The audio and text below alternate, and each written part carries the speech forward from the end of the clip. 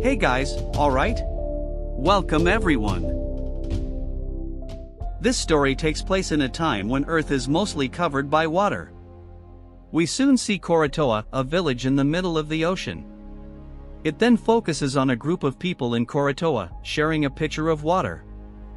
Unfortunately, it's not enough for everyone, so a guy named Timur gives his share of water to a child. A man named Tustin, who appears to be the group's leader, looks out into the ocean as if searching for something.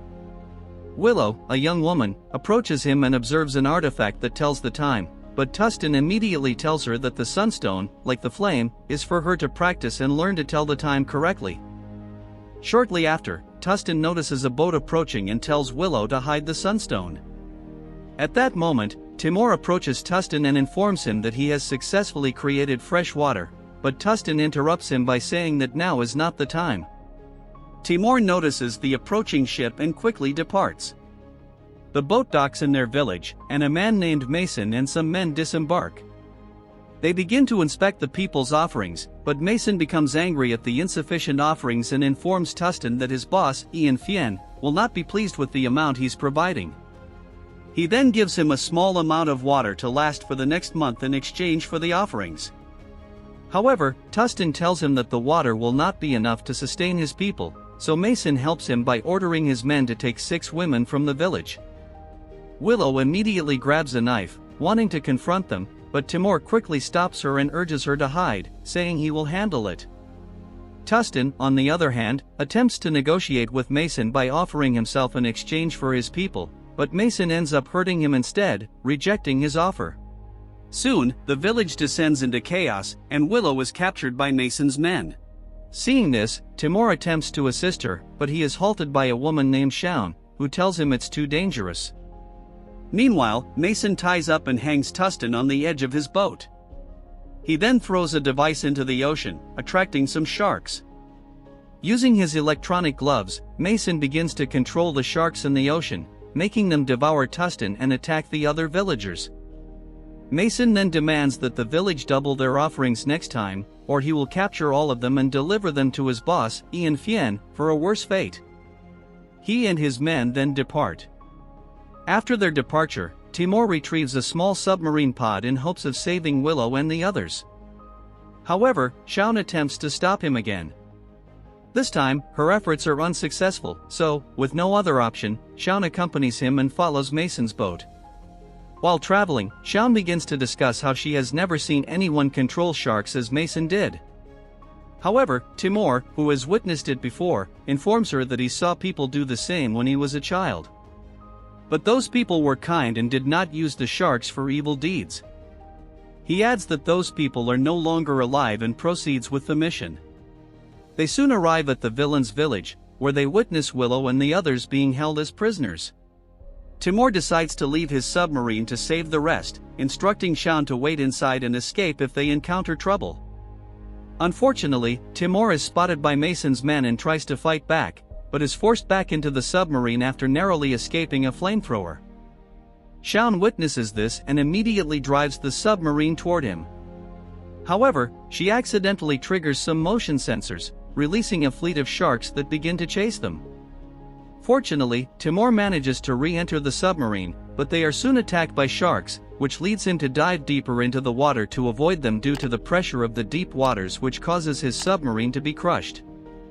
Fortunately, they manage to climb up just in time before they are killed.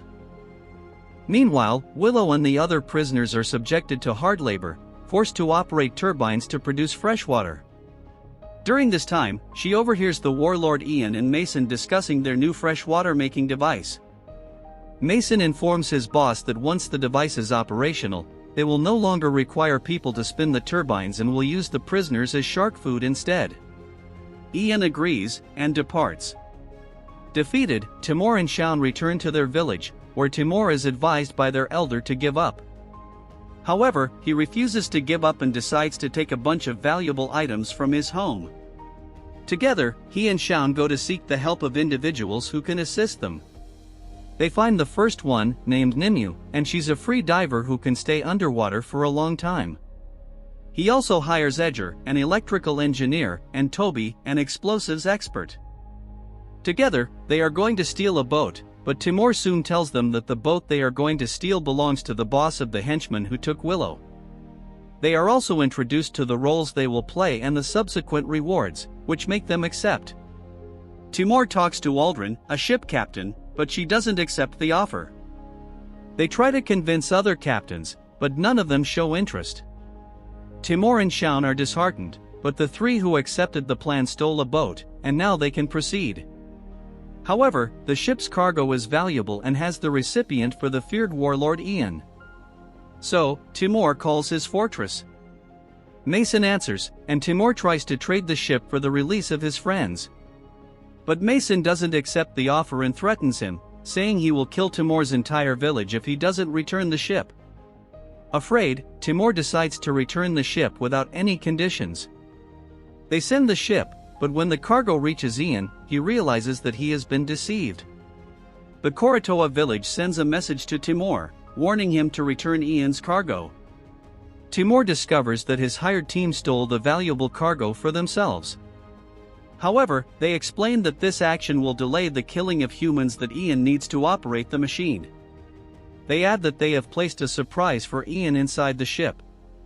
Toby, who loves exploding things, placed surprise bombs, and when the time comes, the bombs explode. This enrages Ian, and he sends a message to Timur and his people, stating that he will kill them, using a large number of sharks underwater to destroy them.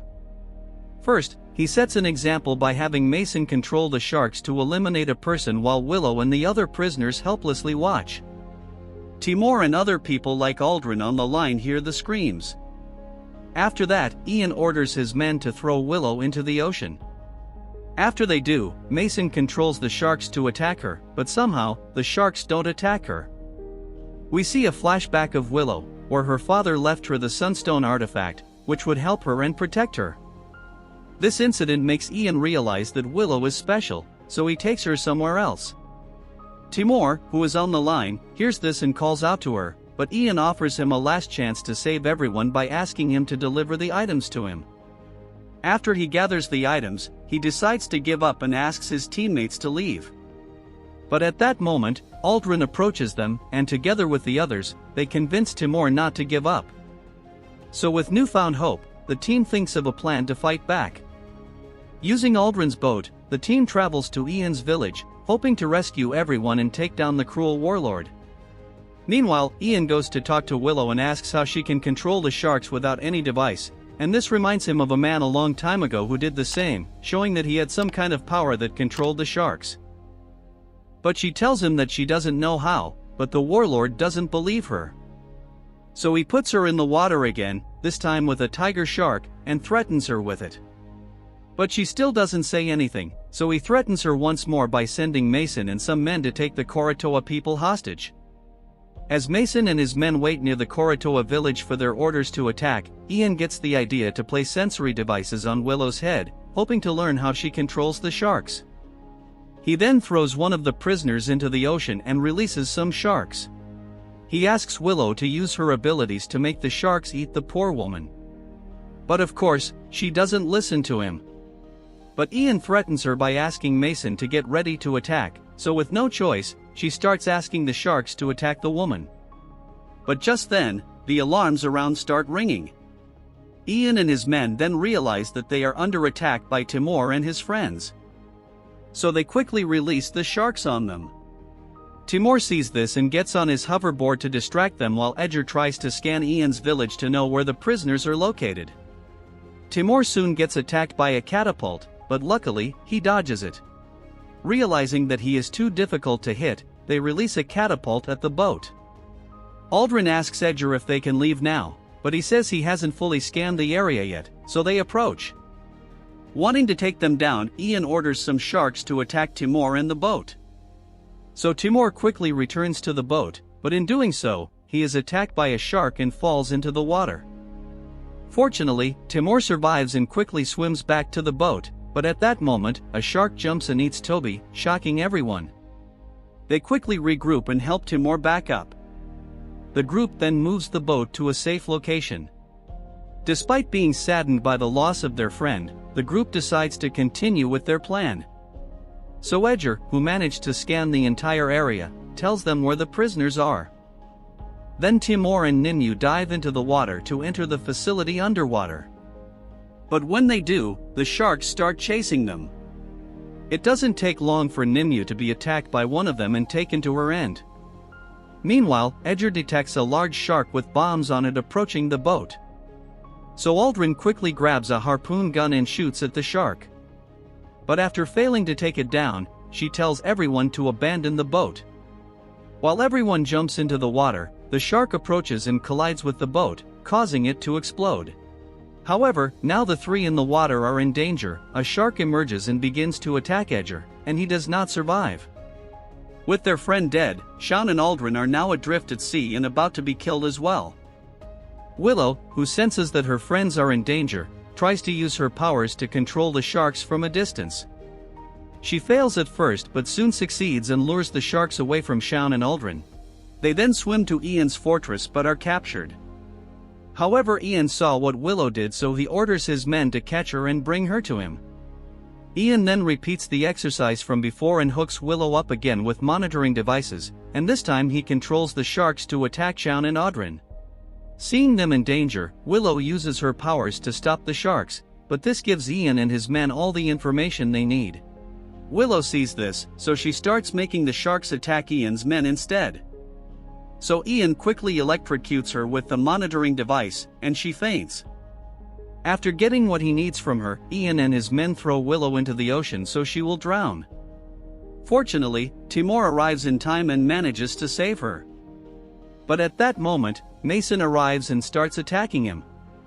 Timur is soon overpowered by Mason, and just when he's about to finish him off, Willow wakes up and makes a shark eat Mason, saving Timur's life.